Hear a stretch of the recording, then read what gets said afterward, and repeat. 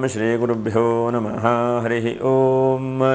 ಓಂ ನಮಃ ಸೂರ್ಯಃ ಪಿತಾಮಹೋ ವ್ಯಾಸಃ ವಸಿಷ್ಠೋ ತ್ರಿಪರಾಶರಃ ಕಶ್ಯಪೋ ನಾರದೋ ಗಾರ್ಗ್ಯಃ ಮರೀಚಿರ್ ಮುನಿರಂಗಿರಾಃ ಲೋಮಶಃ ಪೌರುಷಶ್ಚೈವ ಚವನೋ ಜವನೋ ಭೃಗುಃ ಶೌನಕೋಷ್ಟಾದಶಶ್ಚೇತಿ ಜ್ಯೋತಿಷ್ಶಾಸ್ತ್ರಪ್ರವರ್ತಕಾಃ.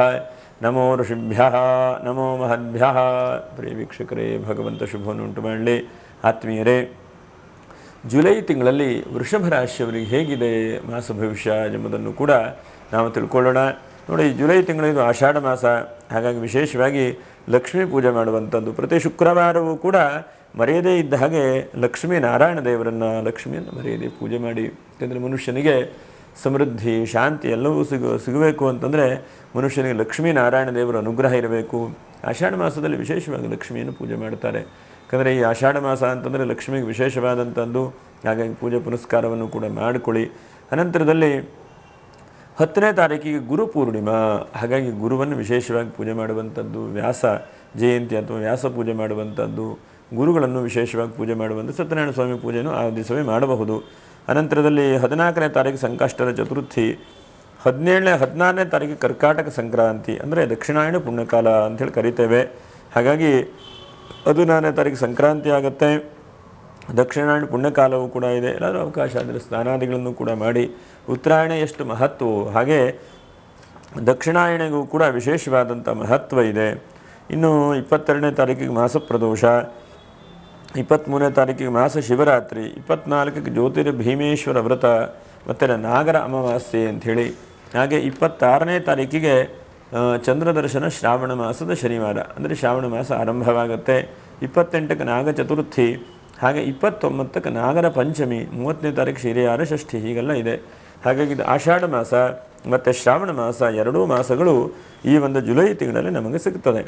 ಇನ್ನು ಗ್ರಹಗಳ ಗತಿ ಹೇಗಿದೆಯಪ್ಪ ಅಂತಂದರೆ, ರಾಶ್ಯಾಧಿಪತಿ ಶುಕ್ರ ರಾಶಿಯಲ್ಲೇ ಇದ್ದಾನೆ. 2ನೇ ರಾಶಿಯಲ್ಲಿ ಗುರು ಬಹಳ ಒಳ್ಳೇದು ಮಾಡುವಂಥದ್ದು. ಯಾಕಂದರೆ ಕುಟುಂಬ ರಾಶಿಯಲ್ಲಿ ವಾಕ್ಸ್ಥಾನಾಧಿಪತಿಯಾದಂಥ ಗುರು ಇದ್ದಾನೆ. ಇನ್ನು 3ಯ ರಾಶಿಯಲ್ಲಿ ರವಿ ಬುಧರು, 4ಥದಲ್ಲಿ ಕುಜ ಮತ್ತು ಕೇತು, ಪಂಚಮದಲ್ಲಿ ಯಾರಿಲ್ಲ. ಹಾಗೆ ಇನ್ನು ರಾಹು ಮತ್ತು ಶನಿ. ಸದ್ಯಕ್ಕೇನು ನಿಮಗೆ 7.5 ಶನಿಯಾಗಲಿ ಚಿಂತೆಯಾಗಲಿ ನಿಮಗೆಲ್ಲ ಇಲ್ಲ. ಇನ್ನು ಕೃತಿಕಾ ನಕ್ಷತ್ರ 2, 3, 4ನೇ ಪಾದ, ರೋಹಿಣಿ ನಕ್ಷತ್ರ 1, 2, 3, 4ನೇ ಪಾದ, ಮೃಗಶಿರ ನಕ್ಷತ್ರ 1, 2ನೇ ಪಾದ. ವಿಡಿಯೋ ಮುಗಿವರೆಗೂ ಕೂಡ ನೀವು ನೋಡ್ತಾ ಇರಿ. ನಕ್ಷತ್ರ ಪರಿಹಾರಗಳು ಏನು, ನಾವು ಏನು ಮಾಡಬಹುದು ಅಂಥೇಳಿ. ಹಾಗೆ ಈ ತಿಂಗಳಲ್ಲಿ ಏನಾದರೂ ಪೂಜಾ ಪುನಸ್ಕಾರಗಳನ್ನು ನೀವು ಮಾಡಿಕೊಳ್ತೀರಿ ಅಂತಾದರೆ 14ನೇ ತಾರೀಕಿನ ಒಳಗಡೆಗೆ ಮಾಡಿಕೊಳ್ತೀರ, ಅನಿವಾರ್ಯ ಇದ್ದರೆ.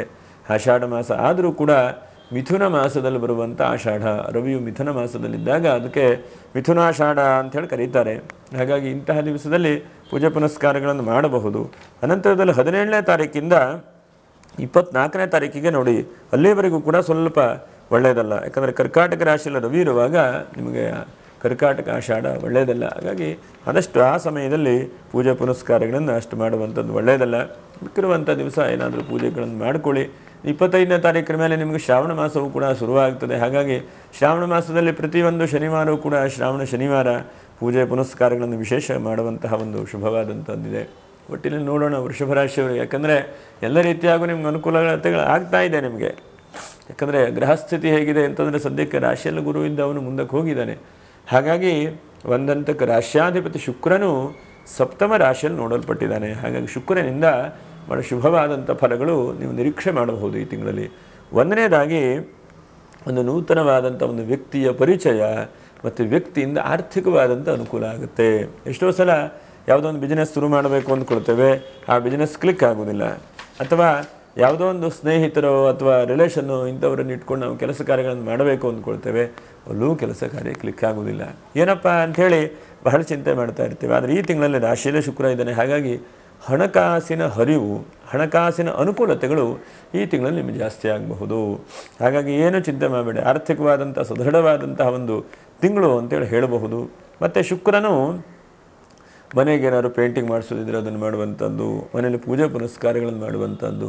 ಸ್ವಲ್ಪ ಈಗ ಸ್ಕೂಲ್ ಆರಂಭ ಆಗಿದೆ, ಕಾಲೇಜುಗಳೆಲ್ಲ ಆರಂಭ ಆಗಿದೆ, ಆದರೂ ಕೂಡ ಎಲ್ಲೋ ಒಂದು ಕಡೆ ತೀರ್ಥಕ್ಷೇತ್ರಗಳಿಗೋ ಅಥವಾ ಎಲ್ಲ ಒಂದು ಕಡೆಗೆ ಹೊರಗಡೆಗೆ ಹೋಗಿ ಓಡಾಡ್ಕೊಂಬರುವಂತಹ ಒಂದು ಪರಿಸ್ಥಿತಿ. ಶುಕ್ರ ಮನಸ್ಸಿಗೆ ಸಮಾಧಾನವನ್ನು ಕೊಡ್ತಾನೆ.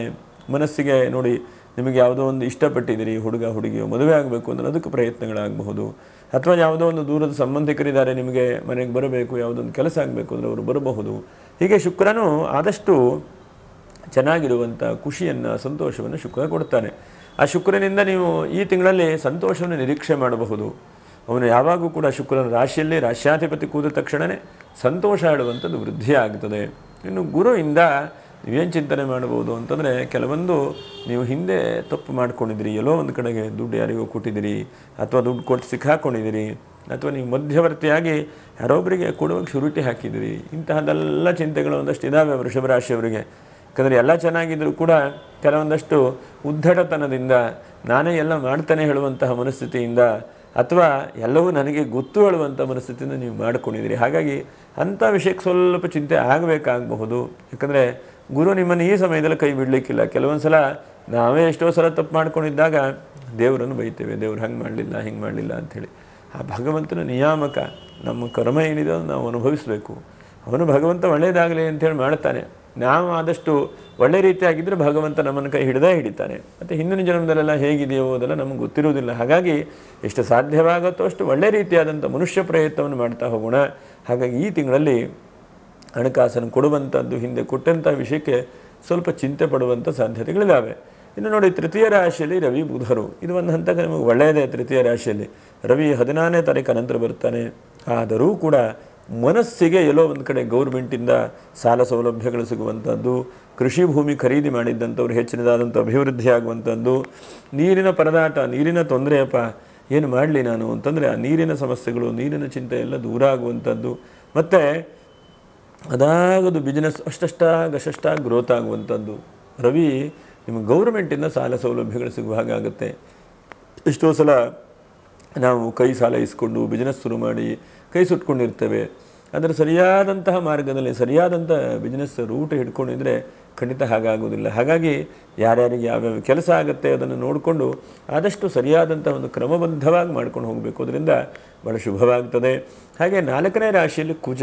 ನೋಡಿ, ಭೂಮಿಯಿಂದ ಏನೋ ಸಣ್ಣ ಪುಟ್ಟ ತಕರಾರಿ ಅಥವಾ ಕಿರಿಕಿರಿ, ಅಥವಾ ಅಕ್ಕಪಕ್ಕದ ವ್ಯಕ್ತಿಗಳು, ಅಥವಾ ಒಂದು ಮನೆ ಕಡಿಸ್ತಾ ಇದ್ದೀರಿ ಅಂತ ಇಟ್ಕೊಳ್ಳಿ. ಯಾಕಂದ್ರೆ ನಿಮಗೆಲ್ಲ ಗ್ರಹಸ್ಥಿತಿ ಚೆನ್ನಾಗಿದೆ. ಹಾಗಾಗಿ ಎಲ್ಲೋ ಮನೆ ಕಡಿಸ್ತಾ ಇದ್ದೀರಿ, ಅಕ್ಕಪಕ್ಕದಲ್ಲಿ ಸರ್ವೆ ಆಗಲಿಲ್ಲ, ಒಂದು ಕಿರಿಕಿರಿ ಮಾಡ್ತಾ ಇದ್ದಾರೆ. ಅಥವಾ ಯಾವುದೋ ಒಂದು ಕೃಷಿ ಭೂಮಿ ಒಂದು 3 ಗುಂಟೆ 2 ಗುಂಟೆಯೋ ಖರೀದಿ ಮಾಡಿದ್ದೀರಿ, ಅದನ್ನೆಲ್ಲ ಕಿರಿಕಿರಿ ಆಗ್ತಾ ಇದೆ. ಏನು ಮಾಡೋಣ, ಅಕ್ಕಪಕ್ಕದವ್ರು ಇಷ್ಟೆಲ್ಲ ಮಾಡ್ತಾ ಇದ್ದಾರೆ ಅಂದರೆ ಏನೋ ಒಂದು ಕಾಂಪ್ರಮೈಸ್ ಆಗಿ ಬಗ್ಗೆ ಹರಿತದೆ. ಅದೇನಷ್ಟು ಗಲಾಟೆ ಚಿಂತೆ ಮಾಡ್ಕೊಳ್ಳುವಂಥದ್ದು ಬೇಡ. ತಂದೆ ತಾಯಿಯವರ ವಿಶೇಷವಾದಂಥ ಆಶೀರ್ವಾದ ಈ ತಿಂಗಳಲ್ಲಿ ಸಿಗುವಂಥ ಚಾನ್ಸಸ್ ಇದೆ. ಅವರ ಆಶೀರ್ವಾದ ಬಹಳ ಮುಖ್ಯವಾದಂಥದ್ದು. ಎಷ್ಟೋ ಸಲ ನಾವು ಎತ್ತರಕ್ಕೆ ಬೆಳೆದಿದ್ದೇವೆ, ನಾವು ಒಳ್ಳೆ ಕೆಲಸ ಮಾಡ್ತಾ ಇದ್ದೇವೆ, ಅಥವಾ ನಾವು ಕೂಡ ಒಂದು ಪ್ರಾಮಾಣಿಕವಾದಂತಹ ಅವಕಾಶಗಳು ಸಿಗ್ತಾ ಇದೆ ಅಂತಂದರೆ ಅದು ಹಿರಿಯರ ಆಶೀರ್ವಾದ ಮತ್ತು ಗುರುಗಳ ಆಶೀರ್ವಾದ. ಹಾಗಾಗಿ ಸದಾಕಾಲ ನಾವು ಎದ್ದುಕೊಂಡು ಅದನ್ನು ದಿವಸ ಎದ್ದ ತಕ್ಷಣವೇ ಪ್ರಾರ್ಥನೆ ಮಾಡ್ತಾ ಇರಬೇಕು. ಒಟ್ಟಿನಲ್ಲಿ ಈ ತಿಂಗಳಲ್ಲಿ ತಂದೆ ತಾಯಿಯವರ ಆಶೀರ್ವಾದ ಮತ್ತು ಅವರ ಒಂದು ಕೃಪಾಶೀರ್ವಾದದಿಂದ ಹೆಚ್ಚಿನದಾದಂಥ ಧನಪ್ರಾಪ್ತಿಯೂ ಕೂಡ ಆಗುವಂಥ ಸಾಧ್ಯತೆಗಳಿದೆ. ಇನ್ನು ಮಕ್ಕಳ ವಿಷಯದಲ್ಲಿ, ವಿದ್ಯಾರ್ಥಿಗಳ ಜೀವನದಲ್ಲಿ ಯಾಕೋ ಚಿಂತೆ, ಯಾಕೋ ಟೆನ್ಷನ್ ನೀವು ಬಹಳ ಮಾಡ್ಕೊಂಡಿದ್ದೀರಿ. ನಾವು ಮನುಷ್ಯ ಪ್ರಯತ್ನವನ್ನು ಮಾಡ್ತಾ ಇರುವ ಎಲ್ಲವೂ ಕೂಡ ನಾವು ಹೇಳಿದಾಗೆ ಆಗುವ ಸಾಧ್ಯತೆಗಳಿಲ್ಲ ಒಟ್ಟಿನಲ್ಲಿ. ಹಾಗಾಗಿ ಮಕ್ಕಳನ್ನು ತುಂಬ ಒತ್ತಡ ಮಾಡೋದು, ಹೀಗೇ ಮಾಡು ಹೇಳುವಂಥದ್ದು ಕಷ್ಟ. ನೋಡೋಣ, ಆದಷ್ಟು ಒಳ್ಳೆಯ ಕೆಲಸಗಳನ್ನು ಮಾಡ್ತಾ ಹೋಗೋಣ, ಚೆನ್ನಾಗಿ ಓದು ಹೇಳೋಣ. ಅವನು ಓದದ ತಕ್ಕ ಹೋಗ್ಬೋದು, ನಾಳೆಗೆ ಆಗ್ಬೋದು ಹೇಳುವಂಥ ನಿರೀಕ್ಷೆಗಳನ್ನು ಇಟ್ಕೊಳ್ಳಿ. ಎಷ್ಟೋ ಸಲ ನಿರೀಕ್ಷೆಗಳು ತೊಂದರೆ ಆಗಿಬಿಡುತ್ತೆ. ಮತ್ತೊಂದು, ಈ ಟೀಚಿಂಗ್ ಪ್ರೊಫೆಷನ್ ಇರುವಂಥವರು, ಕಲೆ ಸಾಹಿತ್ಯದಲ್ಲಿರುವಂಥವರು, ಮಾರ್ಗದರ್ಶಕರು, ಇಂಥವರಿಗೆಲ್ಲ ಈ ತಿಂಗಳು ತುಂಬ ಬೇಡಿಕೆ ಬರುತ್ತೆ. ಸನ್ಮಾನಾದಿಗಳು ಸಿಗುವಂಥ ಚಾನ್ಸಸ್ ಇದೆ. ನೋಡಿ, ಎಲ್ಲೋ ಒಂದು ಕಡೆ ಹೋಗ್ತೀರಿ, ಅನಿರೀಕ್ಷಿತವಾಗಿ ನೀವು ರಿಟೈರ್ಡ್ ಆಗಿರ್ತೀರಿ ಟೀಚರು, ಹಿಂದೆ ಎಷ್ಟೋ ಸಾವಿರಾರು ಜನಕ್ಕೆ ವಿದ್ಯಾರ್ಥಿಗಳು ಪಾಠ ಹೇಳಿರ್ತೀರಿ, ಆದರೆ ನಿಮ್ಮನ್ನು ಗುರುತಿಸ್ತಾರೆ, 4 ಜನ ನಿಮ್ಮ ಆಶೀರ್ವಾದ ಪಡ್ಕೊಳ್ತಾರೆ. ಇದು ಬಹಳ ಮುಖ್ಯವಾದಂಥದ್ದು. ಅದರಿಂದ ನಿಮ್ಮ ವೃತ್ತಿ ಜೀವನಕ್ಕೆ ಬಹಳ ಖುಷಿ ಬರುತ್ತೆ. ಹಾಗಾಗಿ ಯಾರ್ಯಾರು ಅಧ್ಯಾಪನ ವೃತ್ತಿಯನ್ನು ಮಾಡ್ತಾ ಇದ್ದೀರೋ ಅಂಥವರಿಗೆ ಬಹಳ ಹರುಷ, ಖುಷಿ, ಸಂತೋಷ ಎಲ್ಲವೂ ಕೂಡ ಈ ತಿಂಗಳಲ್ಲಿ ಸಿಗುವಂಥ ಚಾನ್ಸಸ್ ಇದೆ. ಇನ್ನು ಸ್ವಲ್ಪ ಪ್ರಯಾಣ ಯೋಗ ಈ ತಿಂಗಳಲ್ಲಿ ಆ ಕಡೆ ಈ ಕಡೆ ಸ್ವಲ್ಪ ಓಡಾಟಗಳು ಸ್ವಲ್ಪ ಜಾಸ್ತಿ ಆಗುವಂಥ ಚಾನ್ಸಸ್ಸು ಕೂಡ ಇದೆ ನಿಮಗೆ. ಮತ್ತು ಕೃಷಿ ವ್ಯಾಪಾರ ವ್ಯವಹಾರ ಯಾರು ಮಾಡ್ತಾ ಇದ್ದೀರೋ, ಅಥವಾ ತನ್ನ ಹಣ್ಣು ತರಕಾರಿ ಬೆಳ್ಕೊಂಡು ಸೇಲ್ ಮಾಡೋದು, ತಂದುಕೊಳ್ಳೋದು, ಇದೆಲ್ಲ ಮಾಡ್ತಾ ಇದ್ರು ಅಂಥವರಿಗೆ ಬಹಳ ಹೆಚ್ಚಿನದಾದಂತಹ ಬೇಡಿಕೆಗಳು ಕೂಡ ಬರುತ್ತೆ ಈ ತಿಂಗಳಲ್ಲಿ. ಹೆಚ್ಚಿನದಾದಂಥ ಲಾಭಾಂಶಗಳು ಕೂಡ ಸಿಗುವಂಥ ಚಾನ್ಸಸ್ ಇದೆ.